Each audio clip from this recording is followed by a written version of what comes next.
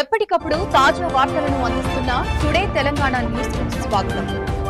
నా పేరు మార్క ముండయ్య, నల్లగొండ గ్రామం, తిమ్మాపూర్ మండలము, కరీంనగర్ భగత్ నగర్లో అనన్య అపార్ట్మెంట్ దగ్గర 920 సర్వే నెంబర్లో 250 గజాల స్థలాన్ని, ఇంకోటి 80 గజాల స్థలాన్ని కొనుగోలు చేసినాము.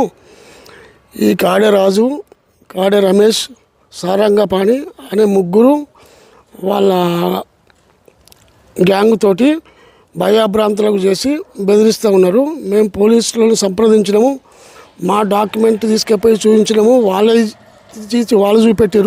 చూపెడితే వాళ్ళది ఫాల్తుది, మాది కరెక్ట్ అని అక్కడ తేలింది. తేలితే పోలీసులు కూడా మీ పని మీరు చేసుకోమని చెప్పారు.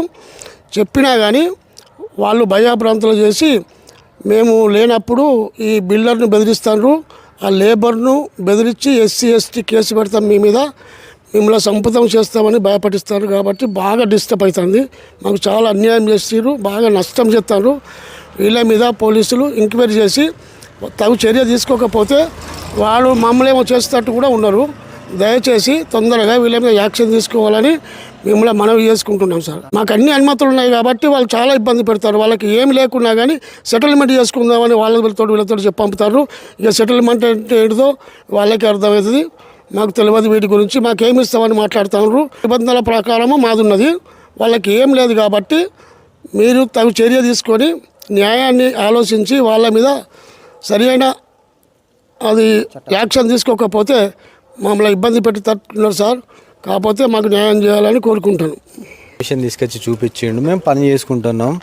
మాకు మొత్తము ఇప్పటి వరకు అనవసరంగా 2-3 వచ్చి చాలా బెదిరించారు.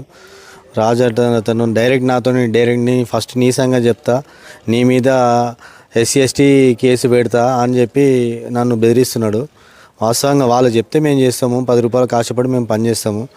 మమ్మల్ని అవును, నా పేరు శ్రీనివాస్ అండి. అనుమతులు అన్నీ చూస్తే పర్మిషన్ ఉంటేనే మేము ఇక్కడికి వస్తాము, పర్మిషన్ లేకపోతే మేము రాము. వాస్తవంగా వెళ్తానికి సార్కి పర్మిషన్ ఇట్లా అన్నీ ఉన్నాయి అంటున్నాడు, అన్నీ ఉన్నాయి కూడా. అయినా మేము ఇక్కడ పని చేసుకుంటుంటే ఇంకో వ్యక్తి వచ్చి మమ్మల్ని బెదిరించి పోలీసులు రాగానే వెళ్ళిపోవడము, పోలీసులు పోయినాక వచ్చి బెదిరించడం, పని అప్పుడు ఇప్పటికి 1 వారం రోజులు అవుతుంది. అనవసరంగా కూళ్ళు మీద పడుతున్నాయి.